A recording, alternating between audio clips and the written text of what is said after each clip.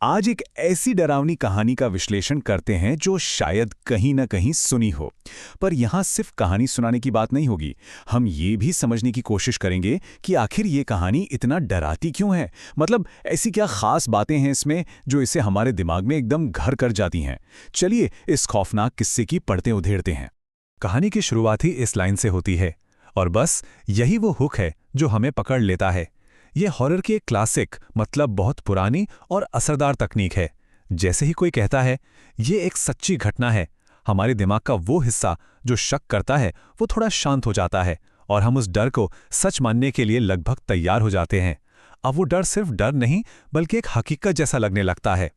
हर अच्छी हॉरर कहानी की शुरुआत होती है एक बिल्कुल नॉर्मल सी दुनिया से, ठीक वैसी ही जैसी हमारी आपकी होती है। यहाँ हम किरदारों से मिलते हैं, उनकी रोज की जिंदगी देखते हैं, और ये सब इसलिए होता है ताकि जब इस साधारण सी दुनिया में कुछ असाधारण हो तो उसका असर कहीं ज्यादा गहरा हो। तो इस कहानी में 3 मेन किरदार हैं। एक है विनीत, जो हमें ये पूरी कहानी सुना रहा है। दूसरा है उसका दोस्त समर, एक हंसमुख सा बंदा।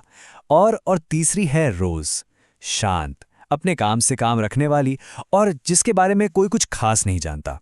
यही रोज इस पूरी कहानी के बिल्कुल सेंटर में है। जरा उस जगह की तस्वीर दिमाग में बनाते हैं। गुड़गांव का एक आम सा कॉल सेंटर। रात की शिफ्ट है, चारों तरफ बस कंप्यूटर स्क्रीन्स की हल्की रोशनी और हेडसेट से आती धीमी धीमी आवाजें। सब कुछ इतना नॉर्मल, इतना बोरिंग। और हॉरर कहानियों की यही तो असली ताकत है। जब सब कुछ बिल्कुल सामान्य होता है ना, तभी कोई भी अजीब घटना हमें सबसे ज्यादा डराती है। और फिर इसी नॉर्मल सी दुनिया में पहली दरार पड़ती है। ये कहानी का वो टर्निंग पॉइंट है जहां से अब कुछ भी पहले जैसा नहीं रहने वाला। एक रात रोज एक कॉल पर घंटों तक बात करती रहती है। उसका टीम लीडर जब परेशान होकर उसकी लाइन चेक करता है तो वो एकदम सन्न रह जाता है। पता है क्यों? क्योंकि लाइन के दूसरे छोर पे कोई था ही नहीं, सिवाय खामोशी के। यह पहला सिग्नल था कि कुछ बहुत बहुत ज्यादा गड़बड़ है। जैसे ही कॉल कटती है, रोज पलटकर सबको एक अजीब सी गुस्से वाली नजर से घूरती है। फिर वो अपना बैग उठाती है और बिना एक शब्द कहे ऑफिस से बाहर निकल जाती है। और उसके बाद वो फिर कभी किसी को दिखाई नहीं दी। कहानी का असली रहस्य असल में यहीं से शुरू होता है। अब कहानी अपने अगले पड़ाव पर पहुंचती है, जहां ये रहस्य और गहरा होता है और एक चौंकाने वाले खुलासे के साथ सीधे सीधे खौफ में तब्दील हो जाता है। ये एक ऐसा सवाल है जो सिर्फ विनीत और समर के नहीं बल्कि हम सबके दिमाग में घूमने लगता है कि अगर असली रोज वहां थी ही नहीं तो आखिर वो कौन थी जो इतने महीनों से उनके साथ बैठकर काम कर रही थी। और फिर वो सच सामने आता है जो सबके होश उड़ा देता है। टीम लीडर को पता चलता है कि रोज नाम की एक लड़की की मौत आज से 8 साल पहले हो चुकी थी। बस इसी एक पल में ये कहानी एक मिस्ट्री से निकलकर एक भयानक हकीकत बन जाती है। इस सच के बाहर आने के बाद ऑफिस का पूरा माहौल ही बदल गया। अब वो जगह अपनी नहीं लगती थी। कभी कॉरिडोर में किसी के चलने की आवाजें आती तो कभी वॉशरूम के आईने में लाल आंखें दिख जाती। हद तो तब हो गई जब रोज का बंद पड़ा कंप्यूटर भी अपने आप लॉगिन होने लगा। ये छोटी छोटी अजीब घटनाएं डर को धीरे धीरे बढ़ा रही थीं, बिल्कुल किसी बड़े तूफान से पहले की खामोशी की तरह। अब कहानी अपने क्लाइमैक्स पर है। ये हिस्सा पूरी तरह से समर के उस भयानक अनुभव के बारे में है जो उसने उस रात अकेले झेला। रात के करीब 3 बज रहे थे। शिफ्ट बस खत्म ही होने वाली थी। तभी समर का फोन बजता है और दूसरी तरफ से एक जानी पहचानी आवाज आती है। Hello, Rose this side.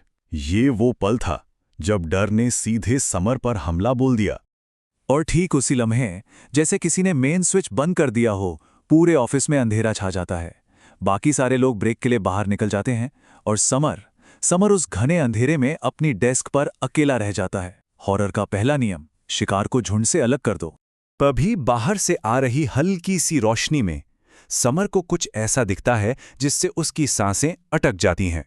सामने रोज की खाली कुर्सी अपने आप बहुत धीरे धीरे उसकी तरफ घूम रही थी। डर के मारे समर भागकर पैंट्री में छिप जाता है, लेकिन अंधेरे में से एक फुसफुसाहट आती है। हाय समर, तुम तो मुझे भूल ही गए।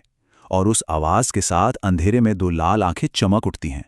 अब ये कोई वहम नहीं था, ये एक आमना सामना था। और फिर वो होता है जो शायद कहानी का सबसे डरावना सीन है। समर भागकर लिफ्ट में घुसता है, लेकिन लिफ्ट के दरवाजे ग्राउंड फ्लोर पर नहीं बल्कि एक भयानक कब्रिस्तान में खुलते हैं। सामने लाशों जैसी भीड़ थी और उनके बीच में खड़ी थी रोज, जो धीरे धीरे उसकी तरफ बढ़ रही थी। अचानक लिफ्ट के दरवाजे बंद होते हैं और जब दोबारा खुलते हैं तो सामने उसके दोस्त खड़े थे। सब कुछ फिर से नॉर्मल था।